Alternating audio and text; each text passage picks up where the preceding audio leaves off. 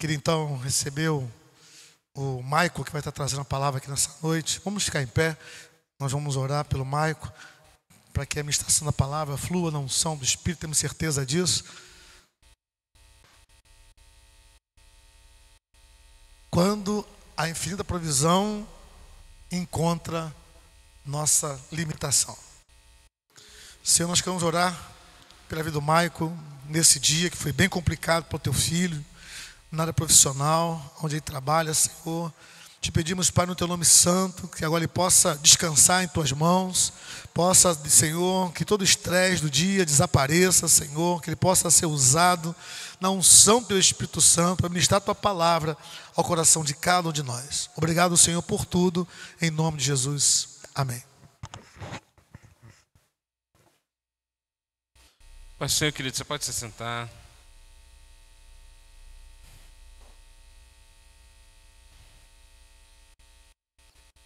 Como vocês estão? Estão bem? Bom. Semana como é que tá? Deus é bom, né? Eu tenho o tempo todo Deus é bom. Eu tenho uma alegria muito grande. Eu amo compartilhar aquilo que o Espírito Santo fala comigo. Eu amo compartilhar a palavra do Senhor. É algo que me dá uma satisfação muito grande. Porque quem sou eu, né? Quem somos nós? Para compartilhar, para de alguma forma ser um instrumento de Deus, para que sejam abençoadas. Domingo, antes de vir aqui para a igreja de manhã, eu acordei e aí eu vi uma publicação da minha esposa. E, rapaz, exatamente na hora que eu olhei a publicação dela, o Senhor me deu esse tema. Foi meio que instantâneo assim, ó. Eu vi a publicação e o Espírito Santo começou a falar comigo. E o Espírito Santo começou a falar comigo durante o domingo todo. E eu estava meio viajante, assim, pensando naquilo que o Senhor estava falando no meu coração. E eu não sei você, querido, mas eu já em uma oportunidade, não sei se já aconteceu isso com você.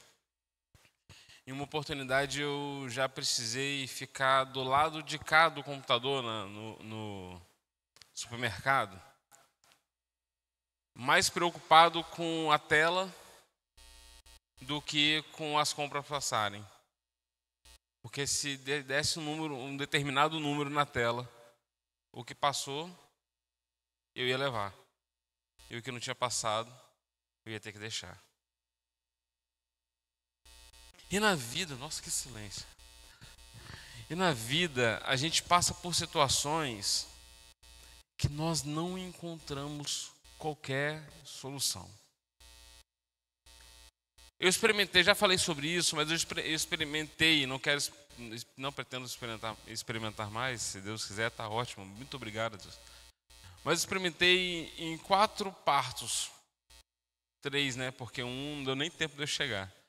Mas em 3 partos, a Ari, ela gritava de dor. E o que eu tinha para fazer era dar a mão a ela e falar, eu tô aqui.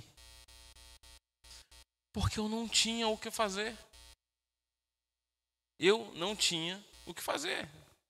Era algo que estava acontecendo no corpo dela. E que era natural.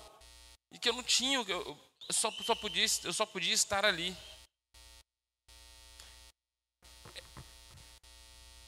Certa vez, o Pedro, ele ainda com, acho que 2 anos, ele pegou ele começou a passar mal, nós fomos pro UPA com ele, na época da Covid. E quando a gente entra no UPA, ele precisa ficar internado. E a Ari estava resfriada, estava com suspeita de Covid, então a Ari não podia estar lá. E aí eu fiquei, foram quantos dias? Acho que 5 ou 6 dias, 7 dias. Eu com ele e eu ficava, meu Deus, o que eu posso fazer?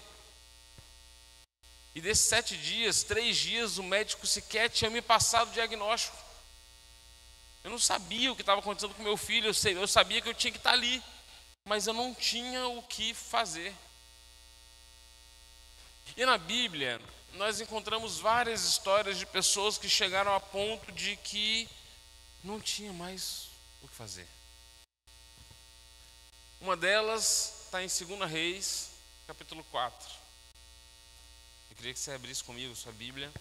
2 Reis, capítulo 4, é um texto muito conhecido. Você já deve ter ouvido várias ministrações com esse texto. E hoje será mais uma vez. 2 Reis, capítulo 4, a partir do verso 1. A história de uma viúva que não tinha tanta coisa assim. E ela se encontra com o profeta. E ao encontrar com o profeta, acontece isso. Certa mulher, viúva de um dos discípulos dos profetas, clamou a Eliseu dizendo: o meu marido, seu servo, está morto. E o Senhor sabe que esse seu servo temia o Senhor Deus. Mas veio o credor para levar os meus 2 filhos como escravos. Eliseu perguntou à mulher: o que posso fazer por você? Diga-me, o que é que você tem em casa? Ele respondeu: essa sua serva não tem nada em casa, a não ser um jarro de azeite. Então Eliseu disse: vá, peça emprestado vasilhas a todos os seus vizinhos, vasilhas vazias, muitas vasilhas. Depois entre em casa, feche a porta atrás de você e dos seus filhos, e derrame o azeite em todas aquelas vasilhas. Ponha à parte as que forem ficando cheias. A mulher foi embora dali e fechou a porta atrás de si e dos seus filhos. Estes lhe passavam as vasilhas e ela as enchia. Quando todas estavam cheias, ela disse a um dos filhos: traga-me mais uma vasilha. Mas ele respondeu: não há mais vasilha nenhuma. E o azeite parou. Então ela foi e contou ao homem de Deus e disse: vá, venda o azeite e pague a sua dívida, e você e seus filhos vivam do que sobrar. Senhor, nós glorificamos o Teu nome, Pai. Nós sabemos que o Senhor tem algo especial para falar dos nossos corações, assim como tem ministrado ao meu, Senhor, durante esses dias, Pai. Eu te peço, Senhor, que a Sua palavra, ela, como tem, mas nessa noite ela haja com o poder de nos transformar e de endireitar a nossa visão para aquilo que o Senhor tem para este tempo, para esta igreja e para nossas vidas, Senhor Jesus. Fale e eis-me aqui. Me usa, Senhor, como canal de bênção nessa noite, em nome de Jesus. Queridos, todos nós, em determinado momento da vida, nós precisamos e dependemos de um milagre de Deus. Talvez hoje você tenha vindo e falado: Deus, eu preciso que o Senhor haja, eu preciso ver as Tuas mãos, eu preciso de um milagre na minha casa, eu preciso de um milagre na minha família, eu preciso de uma restauração na minha família, eu preciso de uma cura. Deus, eu preciso de um milagre na minha saúde. Deus, eu preciso de um milagre na minha conta bancária. Deus, eu preciso de um milagre nas minhas finanças. Deus, eu estou como essa viúva, só tem um pouquinho de azeite. E o credor me cobrando. Eu não sei em que área você que vai assistir esse vídeo um dia, eu não sei em que área você precisa de um milagre de Deus, mas certo é que normalmente, geralmente, nós precisamos de milagres. Olha, o que faz de Deus um Deus de cura? O que faz de Deus um Deus de provisão? O que faz de Deus um Deus de restauração? Como Ele iria agir sendo um Deus de cura se ninguém ficasse doente? Como Ele iria agir como um Deus de provisão se em algum momento da nossa vida nós não passássemos por escassez? Ele iria prover o quê? Se a nossa geladeira estivesse sempre cheia, se a nossa conta bancária estivesse sempre com dinheiro, como ele iria se revelar como um Deus que restaura famílias, se na sua casa você nunca tivesse problema nenhum? Ele se manifesta, Paulo já disse, o teu poder, Deus já disse a Paulo, o meu poder se aperfeiçoa na sua fraqueza. Então nas nossas dificuldades, será na doença que Deus vai se manifestar como Deus de cura. Será naquele momento que os médicos vão falar, não tem mais jeito, que Deus vai mostrar o poder dele. Vai ser naquele momento onde você não sabe o que vai acontecer no dia de amanhã, que Deus vai levantar um cliente inimaginável, que Deus vai fazer alguém lembrar que te deve. Será neste momento que você não sabe o que vai acontecer, que Ele vai agir com provisão. E eu não sei você, eu já abri a minha geladeira e não tinha nada, mas eu nunca fiquei sem comer, eu e minha família. Porque eu abri a geladeira e não tinha nada, eu falava, Deus, e agora? Entrava alguma coisa. Porque para Ele se manifestar como Deus de provisão, às vezes, a gente vai precisar passar por dificuldade. E não era diferente com essa mulher. Imagine só a situação dessa mulher. Viúva. Seu marido, como dizem hoje, foi de arrasta para cima. Seu marido morreu, 2 filhos. E o marido, em vez de ir em paz, ele foi em paz, mas deixou para ela uma dívida.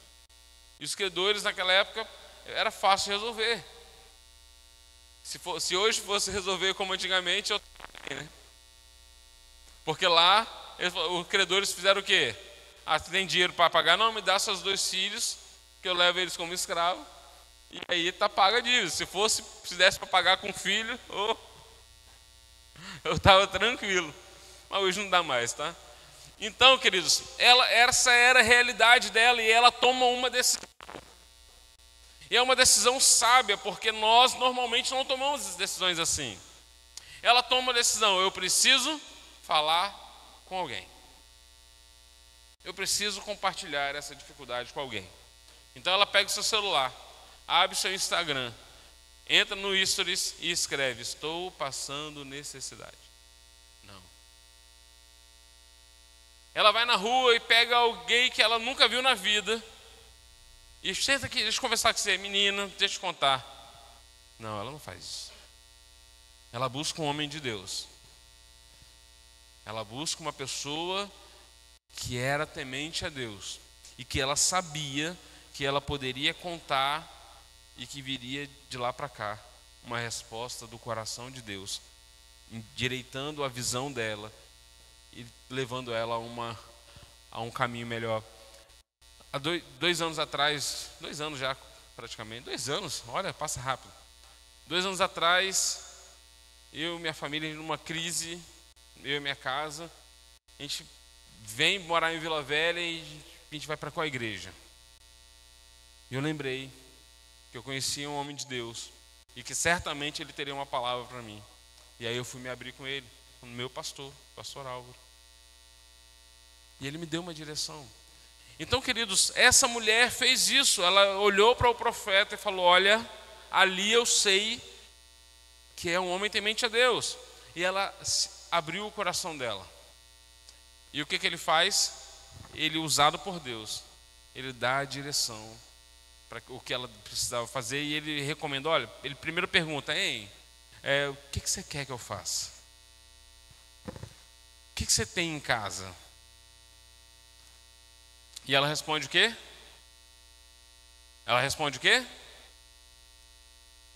Eu tenho um pouco de azeite, né? Não.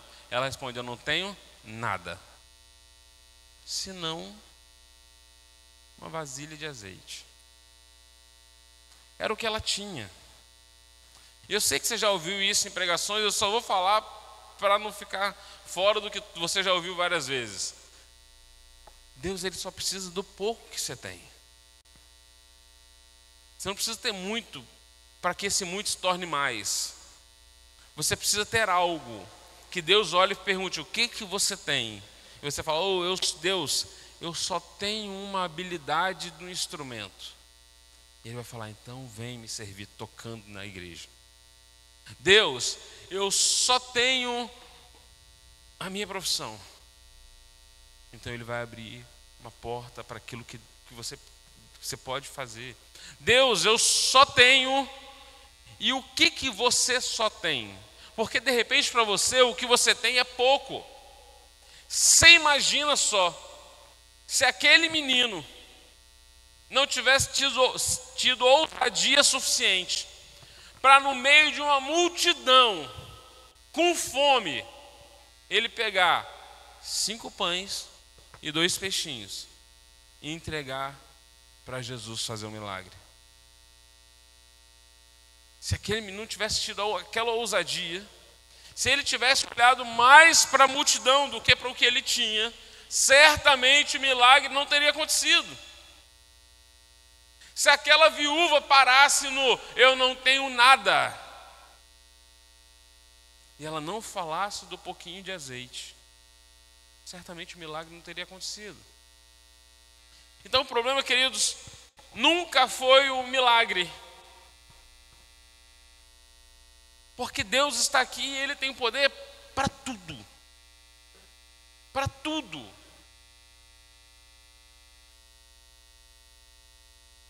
Não tem nada. Não existe nenhuma dificuldade na face da terra que Deus não tenha o poder para mudar. Não existe uma doença que Deus não tenha poder para curar. Porque para Deus, querido, se você está endividado, basta Ele te dar uma ideia, e tudo pode mudar.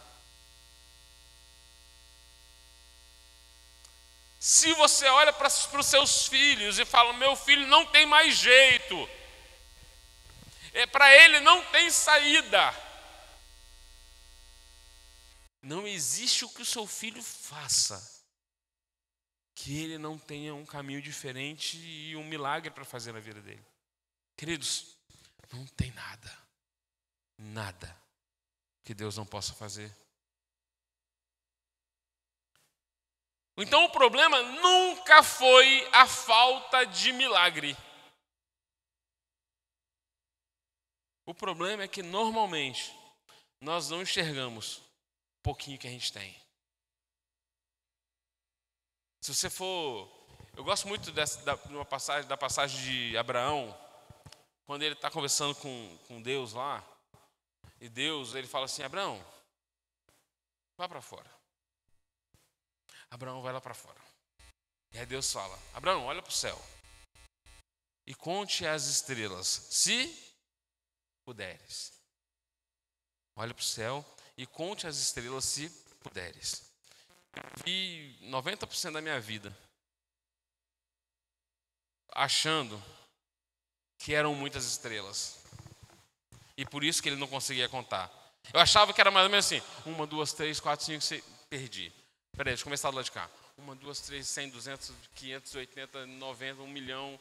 Me perdi, peraí, vou voltar do zero. Eu passei uma vida achando que a questão das estrelas que ele não conseguia contar é porque era muita estrela.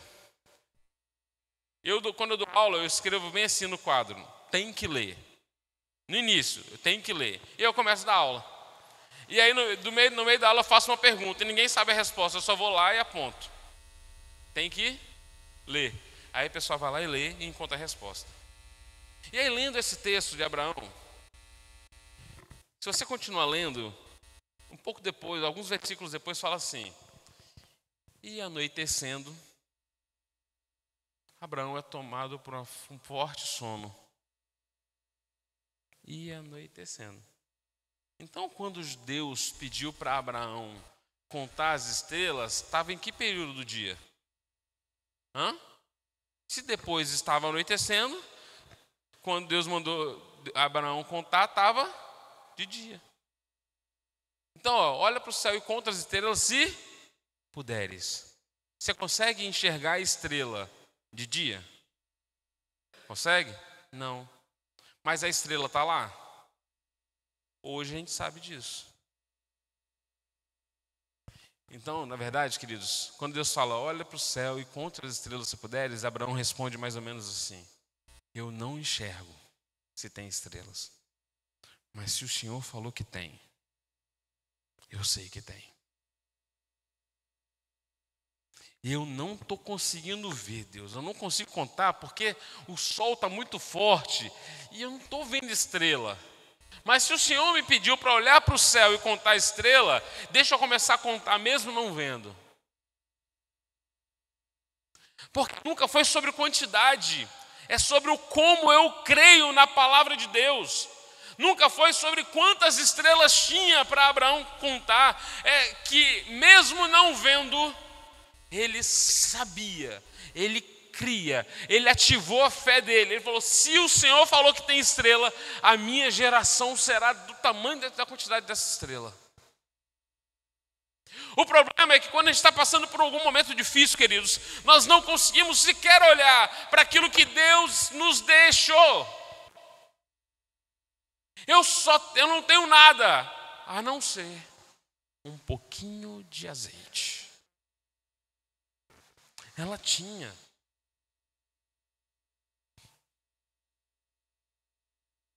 Cinco pães, eu não tenho nada, a não ser 5 pães e 2 peixinhos. E a Bíblia fala que eles começaram a dividir os pães, os 5 pães e 2 peixinhos em cestos, e alimentou todo mundo, e no final sobraram 12 cestos. E a Bíblia nos conta aqui, e nós lemos, que a mulher, essa viúva, pede para que os seus filhos vá na vizinhança e pegue e obedece o profeta. Obedece ele. Eu não sei o que ele quer com isso. Eu não sei o que vai acontecer. Eu falei com ele que eu só tinha um pouquinho de azeite, mas a resposta dele foi: então pegue com seus vizinhos vasilhas. Ei, não é uma vasilha, não é 2 vasilhas. A Bíblia fala o seguinte: muitas vasilhas. Pegue muitas vasilhas, vá para sua casa, feche a porta e comece a derramar o azeite sobre as vasilhas. E mesmo não entendendo, porque está aqui um segundo problema nosso. Primeiro, que no momento da dificuldade a gente não enxerga aquilo que Deus ainda permitiu que sobrasse para a gente. Então, normalmente, a gente não tem o que multiplicar porque a gente não sabe que sobrou alguma coisa. Por não admitir que ainda temos alguma coisa, não tem o que multiplicar. E a segunda coisa é que, às vezes, o Espírito Santo fala umas doideiras com a gente. Um negócio difícil de acreditar. E aí a gente não faz. Aquela mulher podia ter falado aqui, menino, o profeta mandou pegar todas as vasilhas que a gente conseguir. Aí cada um pega umas 2 só para a gente falar que a gente obedeceu. Não. E a gente faz isso. Mas não, ela começa a pegar. E aí, pela orientação dele, ela entra em casa, fecha a porta, começa a virar o azeite. E enche uma vasilha. E ela vai e separa essa vasilha cheia. Enche 2, 3, 4, 10. E a Bíblia não nos revela quantas, mas foram muitas. E aí chega um determinado momento que ela vira e fala: ô filho, traz mais uma vasilha. Ele fala: mãe, acabou. Então quando ele responde: mãe, acabou, o azeite para de jorrar. Queridos, quando a infinita provisão encontra a nossa limitação. Tinha mais azeite para ser jorrado? Tinha. Se tivesse mais uma vasilha, teria mais azeite. E só não jorrou mais azeite, porque as vasilhas acabaram. Se nos 5 pães e 2 peixinhos tivesse mais 10.000 pessoas, mais 10.000 pessoas seriam alimentadas. Se Deus não tivesse, se Moisés tivesse esquecido o cajado e não tivesse aberto o mar vermelho, nós teríamos a maior quantidade de pessoas andando sobre as águas da história da humanidade.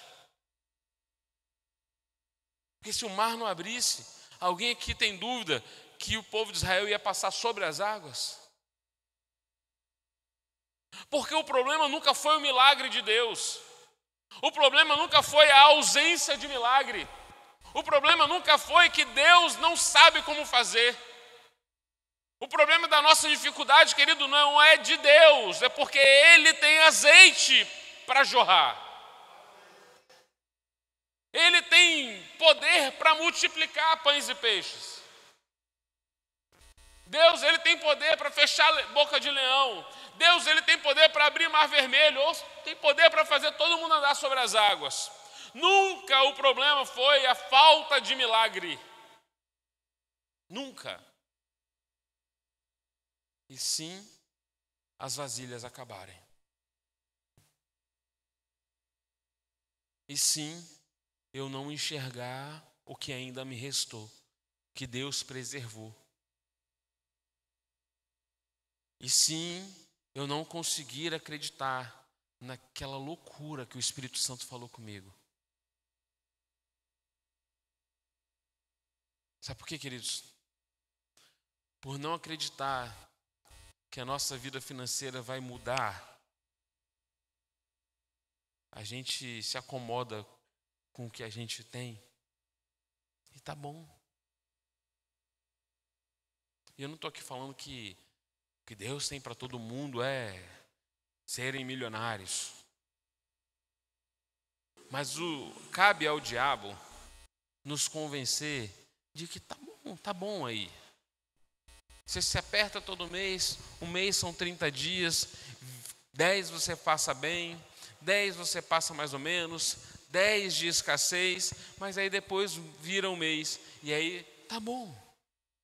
Olha para o seu amigo do lado, acontece isso com ele também, então tá bom. Queridos, Deus precisa nos dar uma ideia. Com uma ideia, muita gente ficou milionária. Quero dizer para você, querido, que Deus, Ele sabe utilizar o poder dEle na nossa fraqueza. Deus, Ele sabe usar o poder dEle para fazer um milagre acontecer na nossa casa, na nossa família, na nossa finança, na nossa saúde, nos nossos relacionamentos, na nossa empresa. Deus, Ele sabe como fazer. Só que eu não posso limitar a infinita provisão dEle.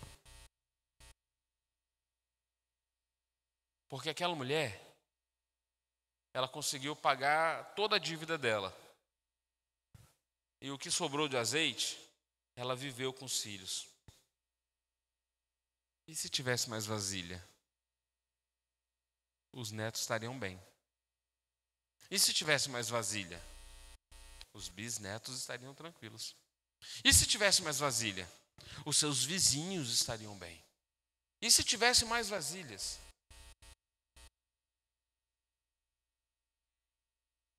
O que Deus tem para mim, queridos, o que Deus tem para você, não pode parar pela nossa falta de fé.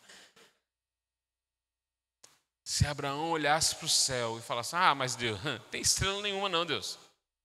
Você está mandando olhar para o céu por quê? Talvez a geração dele não seria como é. Se aquela mulher falasse, esse cara está doido, vamos lá, usar um pouquinho de azeite que a gente tem e tá bom.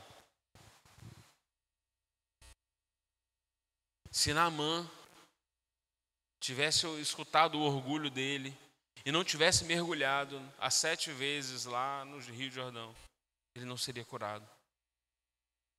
Se aquela menina do fluxo de sangue não tivesse ultrapassado a multidão para encostar na orla de Jesus, ela não teria sido curada. Queridos, as vasilhas são com a gente. O azeite é com Deus. E enquanto tiver vasilha, vai ter azeite. Enquanto você buscar vasilhas, o azeite vai continuar jorrando. Porque só parou depois da resposta do filho. Acabaram as vasilhas, mãe. Deus, ele tem muito mais para a gente, queridos. O papel do diabo, ele é tão somente nos convencer que não tem saída. O papel do diabo é tão somente nos fazer não enxergar o que Deus preservou em nós. E por isso a gente não avança. Eu queria te convidar a ficar sobre os seus pés. Eu queria orar com você.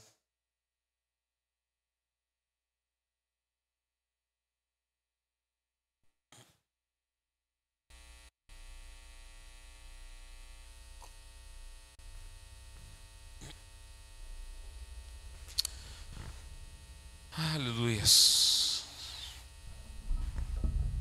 Deus, ele tem para fazer. Deus, ele sabe fazer. Ele tem poder para todas as coisas. O que nós precisamos é moldar o nosso coração para permitir que Ele manifeste o poder dEle nas nossas dificuldades. Queria que você fechasse seus olhos.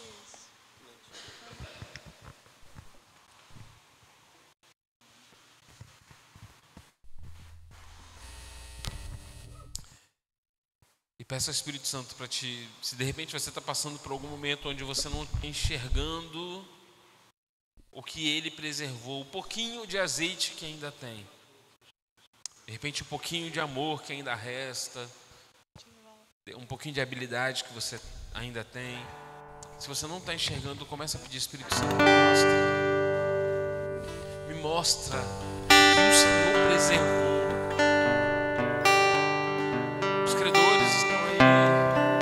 As dificuldades estão batendo a porta.